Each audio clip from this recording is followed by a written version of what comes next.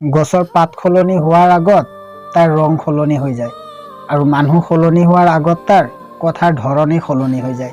জীৱনত সেইজনেই বেছি কান্দে যোনজনে 10 জনক নহয় এজনকে নিজৰ জীৱনতকৈও বেছি ভাল পায়। মই সদায় হাঁহি থাকোঁ তাৰ মানে এই নহয় যে মই সদায় সুখত থাকোঁ। দুখ কষ্ট আছে মোৰো, কিন্তু মই আনৰ আগত সেয়া প্ৰকাশ নকৰোঁ। সৰুতে গৰুৰ বিষয়ে ৰচনা পঢ়িছিলোঁ বাবে আজি গৰু চিনি পাবলৈ ভুল নহয়, কিন্তু মানুহৰ বিষয়ে ৰচনা পঢ়া নাই বুলি আজি মানুহ চিনি পাবলৈ বহুত ভুল হয়। এটা বস্তুৰ মূল্য মানুহে তেতিয়াই বুজি পায় যেতিয়া বস্তুটো হেৰাই বা ভাঙি যায়। মানুহৰ দূৰত্ব বাঢ়ি গ'লে দূৰত্ব কমোৱা সহজ, কিন্তু যদি কোনো মানুহৰ গুৰুত্ব কমি যায় গুৰুত্ব বঢ়োৱাটো বহুত টান। হাঁহিৰ আঁৰত লুকাই থকা দুখবোৰ কোনেনো বুজি পায়। হাঁহি থাকিলেও সকলোৱে সুখত আছো বুলিয়ে ভাবি লয়।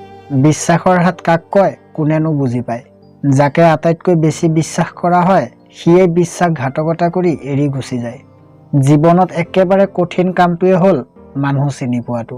বিশ্বাস এখিলা কাগজৰ দৰে, এবাৰ ভাঁজ লাগি গ'লে ইয়াক কেতিয়াও আগৰ দৰে পাব নোৱাৰি।